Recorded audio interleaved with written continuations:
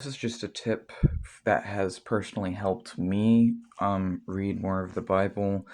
And I am not a Christian. I'm actually a demonologist or a theistic Satanist, but actually a lot of people who work with demons also read the Bible. Not all of us, but some of us do, because I think it's important to have a historical view and to research all religions as much as I can.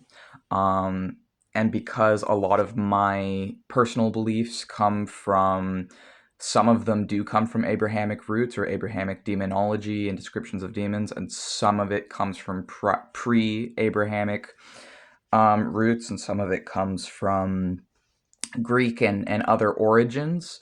However, I think that it is important to read things to gain historical perspective. And so that's another reason why I think it's important for me to read the Bible, um, even though as someone who is not a Christian.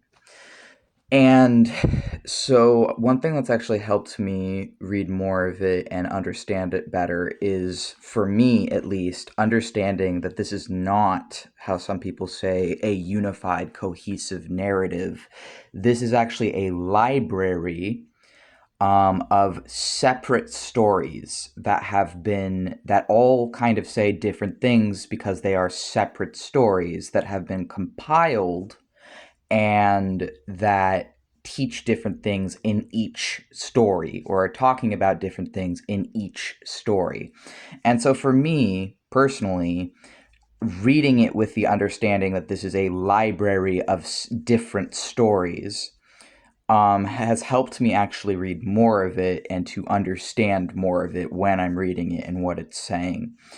I was very pleasantly surprised to find that not only are the Canaanites mentioned in the Old Testament, but also many different gods that are in modern demonology but came from pantheistic cultures of that time are also mentioned in the first 12 books of the Bible, at least. The ones that I've caught so far being mentioned has been Leviathan, Belial, Dagon, Astaroth, and I might be forgetting some, but I know that those are names I saw in the Old Testament, which I was really happy to see that. It actually helped me keep going because I'm like, dang, some of this is really boring, but seeing some names I'm familiar with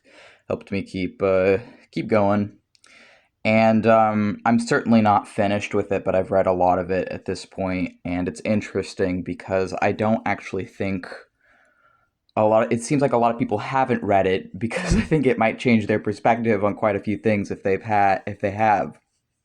Um, the Old Testament, I can confirm, is extremely violent and does have a lot of atrocities and just really disgusting, absolutely wretched things in there.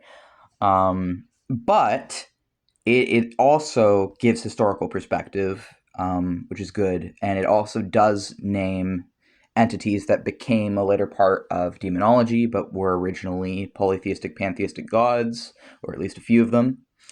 And it is interesting if you're able to sort of like look past, I guess, the density and the boringness of some of the parts. There's definitely stuff in there that is pretty interesting, and I, as a demonologist, am finding it interesting to read. I am reading for now the King James version, and I know that some people have problems with that version, and some people like, it's like one of those things where like some people are like, oh, don't read that version, read this version, and then other people are like, oh, that's the only version you should read. But I'm reading that version because it's one of the versions that when I've like seen people like, okay, which version of the Bible, which translation, a lot of people point to that one. So that's why I'm reading that translation specifically. I might read a different translation in the future, and I've also already read the Gnostic Gospels. I actually finished the Gnostic Gospels before I finished the Old Testament. So yeah, I'm making this video in case it might be helpful to someone else who's trying to actually read the entire Bible, where that is actually a goal of theirs, so that this thing that helped me maybe could help them.